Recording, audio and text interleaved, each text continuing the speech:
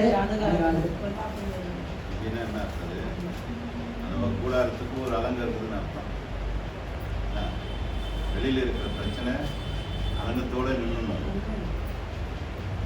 அலங்கத்தோடு நின்று வெளியில் நின்றுச்சுனாக்கா உள்ளே இருக்கிற வீட்டுக்கு சமாதானமும் சந்தோஷமும் இருக்கும். சரி, நம்ம செய்திக்கு போகலாம். நற்செய்தி. நற்செய்தி என்ன? சுவிசேஷம். அதுதான் காஸ்பல். இப்போ அந்த நற்செய்தி அறிவிக்கப்படாவிட்டால், அது வேதம் என்ன சொல்றது? நற்செய்தி என்ன பண்ணணுமா? அறிவிக்கணும். ஏன்னா அறிவிக்கலைனாக்கா அது எப்படி கேட்பாங்களோ, கேட்கலன்னா உங்களுக்கு என்ன கிடைக்காது, விசுவாசம் வராது. அப்படின்னு தான் ரோமர்லாம் வருது. இப்போ நற்செய்தி அறிவித்தல் என்பது எதை அறிவிக்கிறோம் தான் அது முக்கியம். அப்புறம் பார்க்கலாம் எதை அறிவிக்கிறோம். இந்த நற்செய்தி ஒருவேளை இந்தியாவுக்கு அறிவிக்கப்படவில்லை என்றால், யாரோ ஒரு அறிவிச்சாங்க இல்லையா, ஒருவேளை இந்த இந்தியாவுக்கு இந்த நற்செய்தியே வரலன்னா நான் இந்த இடத்துல நின்று இருக்கேன். அதுதான் எல்லாருக்குமே. எங்க இருப்போம்? எங்க இருந்திருப்போம்? ஏன்னா இன்னைக்கு நிறைய நற்செய்தி அறிவிக்கிற இடத்துல அப்போஸ் பண்ற இடம்லாம் இருக்கு. சுவிசேஷம் சொல்லக்கூடாது இதெல்லாம் இருக்குது இல்லையா? சொல்றவனே சொல்றான், நிக்கிறான் பாருங்க, அவனுக்கே நற்செய்தின் மூலமா தான் அந்த கேள்வியே வருது அவனுக்கு. இல்லைன்னா அவன் எங்க இருந்திருப்பான்? இப்போ ஒண்ணு இல்லை, ஆங்கிலேயர் வந்தாங்க இல்லைங்களா, அதுக்கு முன்னாடி நம்ம நாடு எப்படி இருந்தது? அடிமையில இல்ல, எதுவுமே தெரியாத. பைபிள் படிக்கிறீங்க, அவங்க நற்செய்தி அறிவிக்கலன்னாக்கா அவங்க இந்த இந்தியாவுக்கு வரல. நமக்கு இந்த எழுத்துக்குள்ள என்னன்னு தெரிஞ்சிருக்காது. இந்த எழுத்தை தெரிஞ்சிருக்காது. எது கேட்டாருன்னா, அவர்கள் வருவதற்கு முன்பு கல்வி என்பது எல்லாருக்கும் இல்லை. கல்வி என்பது எல்லாருக்கும் இல்லை. யாரோ ஒருத்தர் தான் படிக்கணும். எல்லாரும் அந்த கல்வியை படிக்க முடியாது. இன்னைக்கு அது மாதிரி எது ஒன்று இருக்குதுன்னு பார்த்தீங்கன்னா, எல்லாரும் போய் அந்த இடத்துல படிக்க முடியாது இல்லைங்களா? இன்னைக்கு இருக்குது. என்ன படிப்பது? அதுக்கு என்ன சொல்றாங்க? அந்த ஸ்கூலுக்கு குருகுல பாடசாலைன்னா எல்லாரும் போய் படிக்க முடியாது. இப்போ இருக்குது குருகுல, அந்த குருகுல இல்லை. இப்போ அன்னைக்கு இருந்த சூழ்நிலைக்கு மேல் மக்கள் மட்டும்தான் என்ன பண்ண முடியும்? அந்த ஸ்கூல்ல குரு கீழே உட்காந்து கத்துக்கிறது. இன்னைக்கு எப்படி? இன்னைக்கு இந்தியாவில் எது இருக்குது அந்த மாதிரி? இன்னைக்கு அந்த இருள் இருக்கு.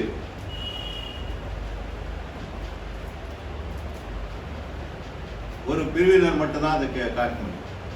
வேற யாரும் என்ன பண்ண முடியாது, கத்துக்க முடியாது, கத்துக்க கூடாது, சேர்க்க மாட்டான். சான்ஸ்கிரிட் கூட இல்லை. இந்த சான்ஸ்கிரிட் பாடங்கள்ல வந்துச்சு.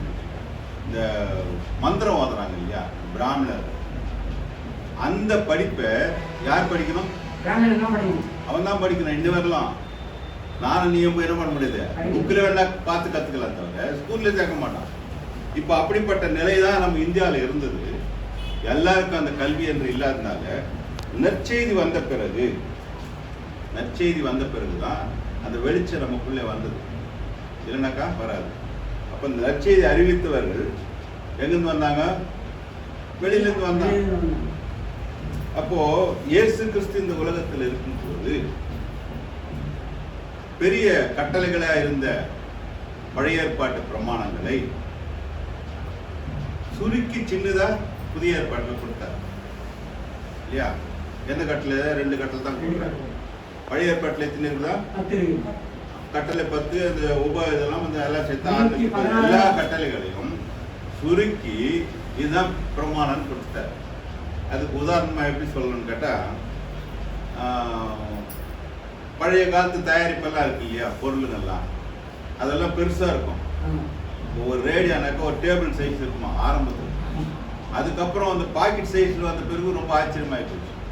அதுல இருக்கிறது கட்டளைகள் அதிகமா இருக்கு இல்லைங்களா? அப்படி இருக்கும்போது ஆண்டவர் எந்த கட்டளையும் மாற்றாமல் அந்த கட்டளையை ஒரு வடிவம் கொடுத்து நமக்கு கொடுத்தாரு.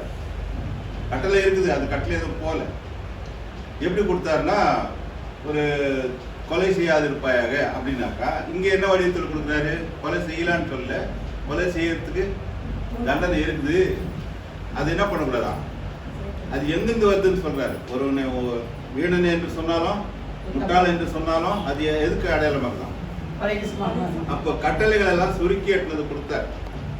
அப்போ பிரமாணங்கள் பெரிய பிரமாணங்கள், தோராயம் புத்தகம் பெரிய பிரமாணங்கள். இயேசு கிறிஸ்து பெரிய கட்டளையாக நமக்கு எது கொடுத்துக்கிறார்? நம்ம இயேசு கிறிஸ்து பெரிய கிரேட் கமாண்ட்னுவாங்க. என்ன பெரிய கட்டளை நம்ம கொடுத்துருக்குங்க? முதலாவது தேவனுடைய ராஜ்யம் நீதியை தேடுங்கள். அப்புறம் அதெல்லாம் பழைய ஏற்பாட்டில இருந்து தான் அப்படி மாத்தி கொடுக்குறாரு எல்லாத்தையும். உன்னைப்போல் பிறரை நேசி, உன்னைப்போல் பிறரை நேசி. அப்புறம் இதாவே இவர்கள் செய்கிறது என்னன்னு தெரியாமல் செய்கிறார், இவன் மன்னியும்.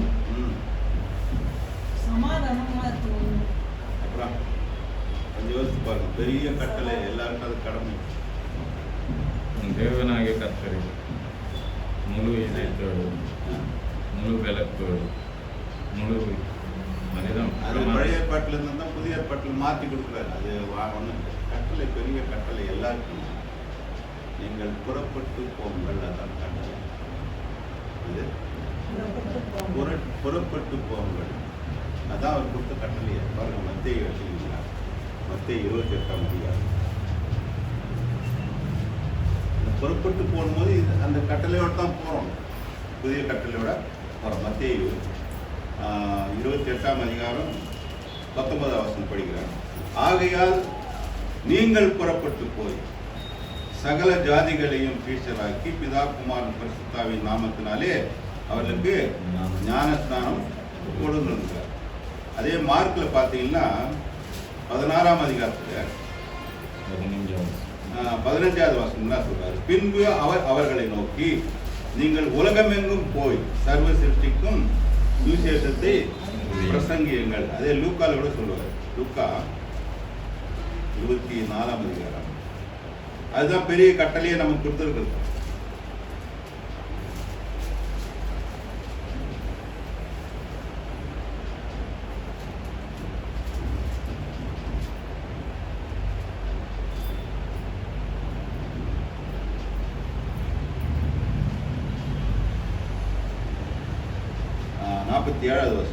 அன்றியும் 24 மனம் திரும்புதலும் பாவ மன்னிப்பும் எருசலேம் தொடங்கி சகல தேசத்தாருக்கும் அவருடைய நாமத்தினாலே பிரசங்கிக்கப்படவும் வேண்டியது என்றார். அது வந்து கட்டளைகளாக கொடுத்தார் இல்லைங்களா? அப்போ அந்த சுவிசேஷத்துல என்ன இருக்கு? வெளிநாட்டிலேருந்து வந்தாங்க இல்லையா?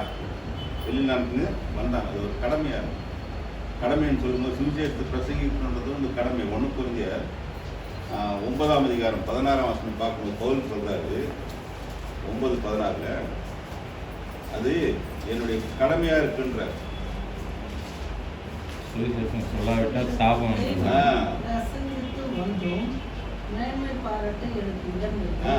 அது என் மேல் விழுந்த கடமையா இருக்கிறது.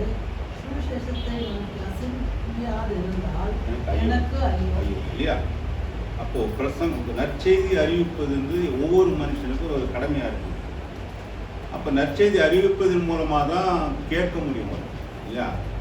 நம்ம நாட்டுக்கே வந்து அவங்க ஒரு நற்செய்தி எட்டுனார் இல்லைன்னாக்கா 2 குரூப் வந்தாங்க நம்ம நாட்டுக்கு. வியாபாரம் பண்றவங்க ஒரு குரூப் வந்தாங்க, நற்செய்தி அறிவிப்பு வந்தாங்க. அவங்கெல்லாம் வந்த பிறகு எதற்காக வந்தாங்கன்னு கேட்டால் இந்த நற்செய்தி அறிவிக்கத்தான் வந்தாங்க. வந்து பார்க்குறாங்க, நற்செய்தி அறிவிக்கிறதுக்கு முன்னாடி அது எந்த நிலைமையில இருந்ததுனாக்கா இருளாக இருந்தது. இருளை போக்கணும்னா ஒரே ஒரு வழி என்ன ஆகுது? வெளிச்சம் தவிர வேற எந்த இருளை போக்க முடியாது இல்லையா? அப்ப வெளிச்சம் சொல்லும் போது அந்த வெளிச்சத்தை அவங்க தெரிஞ்சுக்கிறானாக்கா அதுதான் அந்த சுவிசேஷத்தை அறிவித்த பிறகு கல்விகள் இல்லாத இருந்தது காலத்தில். அந்த கல்வி என்ன பண்ணாங்க? எல்லா இடத்துலையும் ஸ்கூல் எல்லாம் வச்சு அவங்க சொந்த செலவு, இப்போதான் கவர்மெண்ட் ஸ்கூல் ஆயிடுச்சு, அவங்களாம் அந்த சொந்த செலவு வச்சு எல்லாரும் என்ன பண்ணாங்க? எங்க நலிவுற்று இருந்தாங்களோ, எங்க கீழே இருந்தாங்களோ, எங்க புறக்கணித்து இருந்தாங்களோ அவங்க மத்தியில் தான் என்ன பண்ணாங்க? நற்செய்தியை அறிவித்தார்கள். இப்படி பார்த்தீங்கன்னா அவங்க வந்து அங்கிருந்து வந்தாங்க இல்லைங்களா? இப்போ இன்னைக்கு நற்செய்தி வேற, இன்னைக்கு அறிவிக்கிற நற்செய்திகள் வேற, நோக்கங்கள் வேற. அங்கிருந்து வந்தவங்கலாம் இல்லாதப்பட்டு வரல யாரும். பெரிய பெரிய பணக்காரர்கள் அந்த பின்புலத்தெல்லாம் விட்டுட்டு தான் இங்க வந்தாங்க, விட்டுட்டு அறிவிக்கிறதுக்கு வந்தாங்க.